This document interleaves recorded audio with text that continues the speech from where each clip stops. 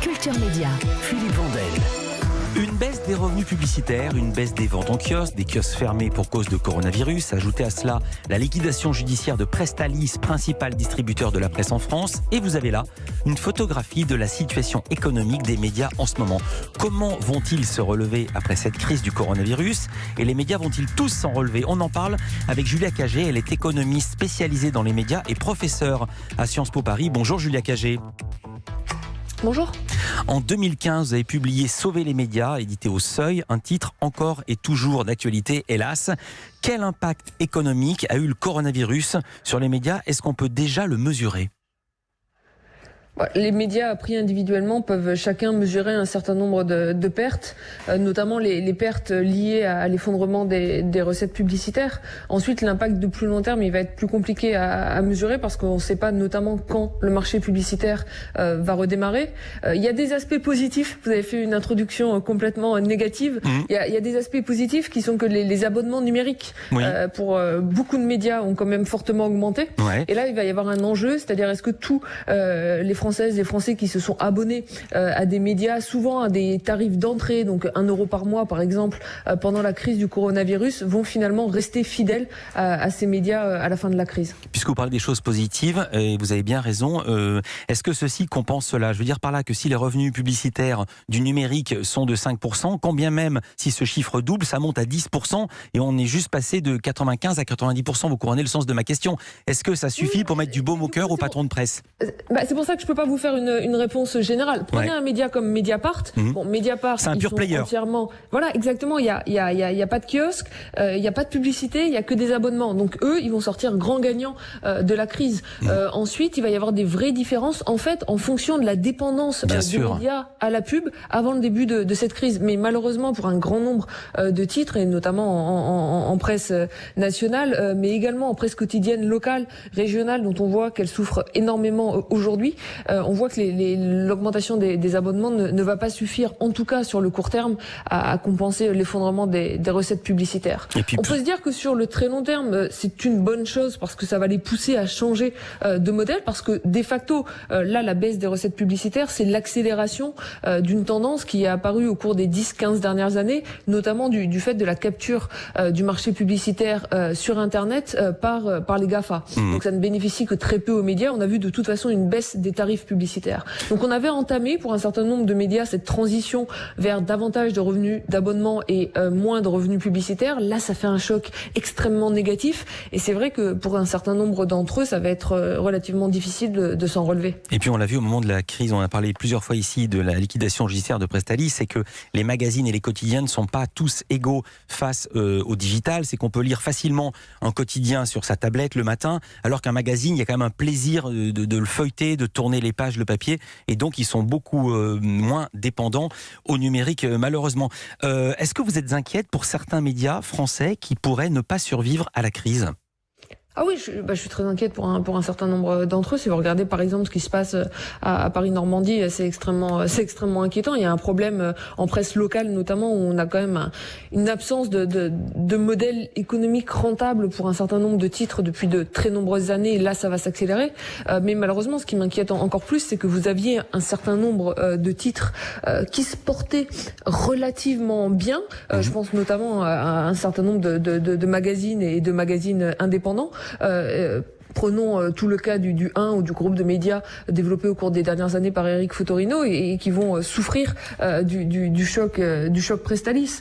Non, donc ça va être extrêmement difficile et c'est pour ça que moi je pense qu'il faut changer de modèle économique. Mais quand je dis de modèle économique, c'est pas simplement moins de publicité, plus d'abonnements. C'est qu'il faut sortir de la logique à but lucrative qui domine encore aujourd'hui très largement dans le secteur des médias et aller vers une logique à but non lucratif. Vraiment considérer l'information comme un bien public et du coup accepter aussi de perdre de l'argent aujourd'hui tout en faisant le pari de la qualité sur le très long terme. Ce que je veux dire par là, c'est que je pense que la pire des réponses pour le secteur des médias, c'est si vous aviez des patrons de presse qui décidaient de couper massivement dans les dépenses et notamment en fait de faire des économies de journalistes, pour le dire rapidement, en réponse à cette crise qui de facto ne pourrait être que passagère. Voilà. Et puisque vous citiez Eric Fotorino, je précise qu'il a sorti et magazines de la distribution de Presstalis pour les confier à MLP. Vous parliez de sociétés à but non lucratif, c'est ce qu'a choisi Libération. C'était un petit coup de tonnerre dans la presse. On va voir également ce qui se passe à l'étranger. Est-ce que tous les pays subissent de la même façon la crise du coronavirus quant aux entreprises de presse? Vous restez avec nous, Julia Cagé. On marque une courte pause.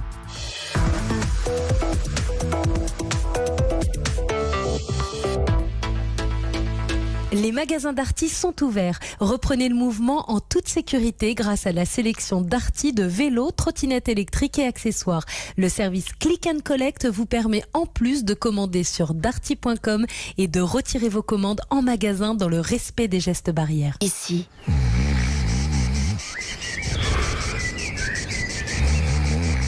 Ici est la plus belle chose que Volkswagen puisse vous offrir. Retrouvez les endroits qui vous sont chers pendant les jours meilleurs Volkswagen.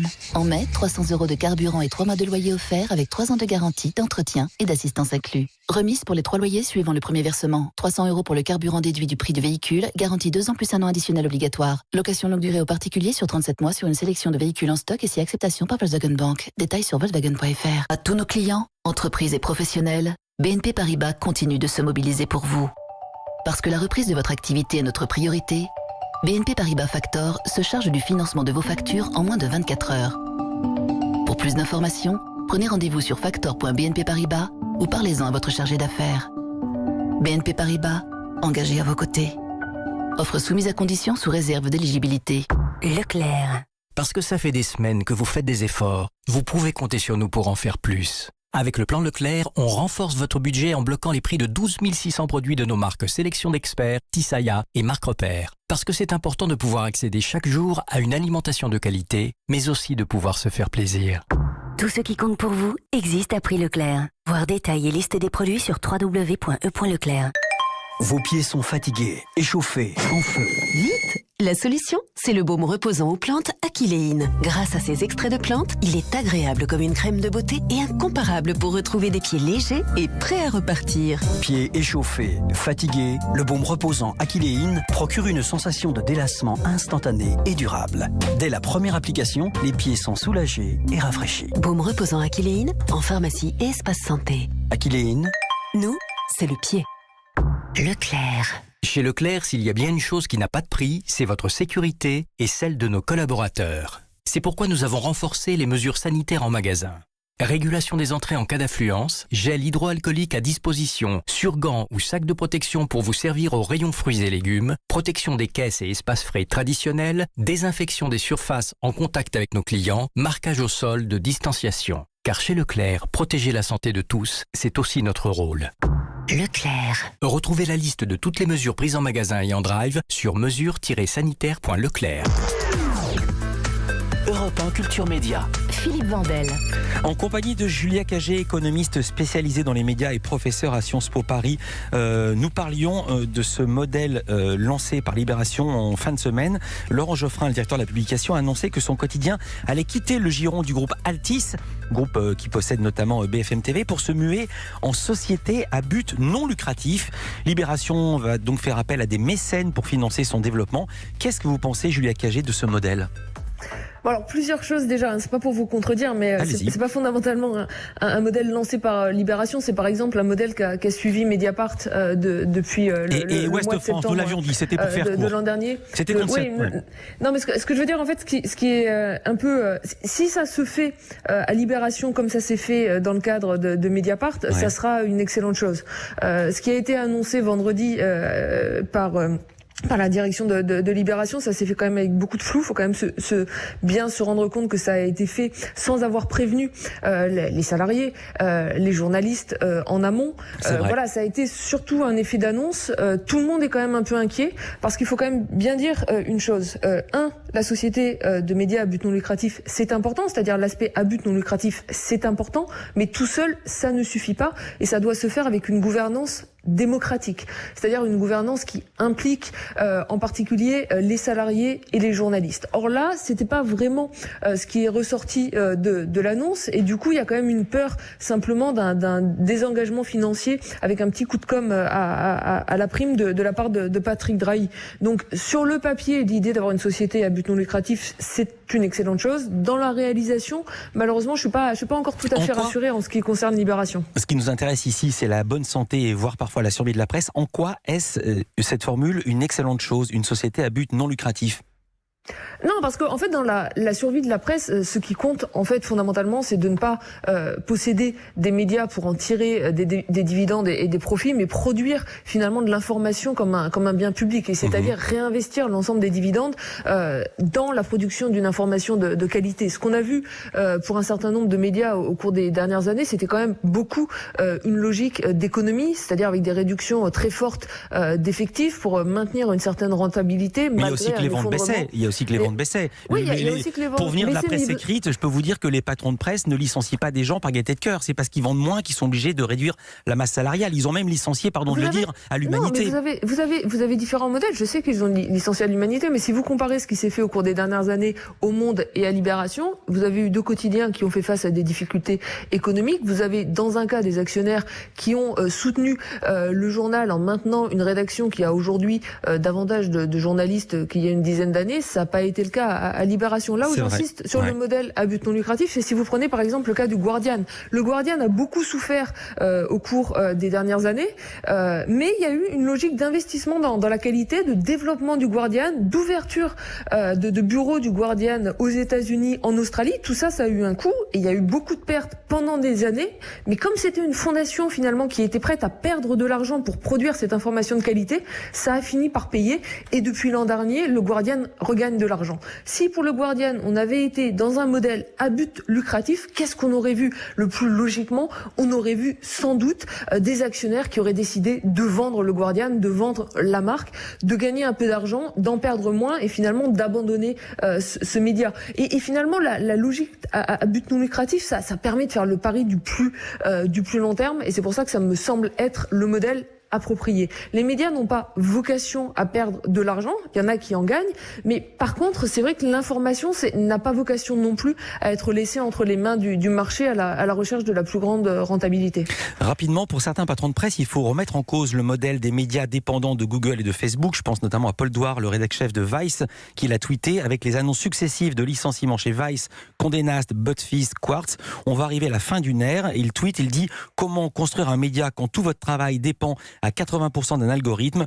Le média est un hamster qui sprint sans cesse dans sa roue. » Est-ce que vous partagez ce constat funeste ? Oui, c'est extrêmement bien dit, mais ça veut dire aussi qu'il faut re-réguler aujourd'hui les GAFA, qu'il faut réguler en particulier Google et Facebook, qu'il faut qu'il y ait des régulations qui fassent en sorte que Google, Facebook, qui gagnent de l'argent grâce à des contenus qu'ils ne produisent pas, rémunèrent les éditeurs et les médias pour le contenu qu'ils utilisent. Or, qu'est-ce qu'on voit ? On voit qu'il y a une directive au niveau européen, qu'on veut la mettre en application en France, et que tout de suite, Google rentre dans une espèce de logique de chantage. Donc là, je pense que c'est aussi aux États, et je pense que ça se fera mieux au niveau européen, de taper très fort du poing sur la table, parce qu'on ne peut pas laisser les médias mourir à petit feu avec 2 entreprises qui s'enrichissent, encore une fois, grâce à du contenu qu'elles ne produisent pas, qu'elles ne paient pas. Exactement, et grosse négociation en ce moment en coulisses. On reviendra évidemment sur ce dossier. Merci beaucoup Julia Cagé, économiste spécialisée dans les médias et prof à Sciences Po Paris. Merci d'avoir été avec nous.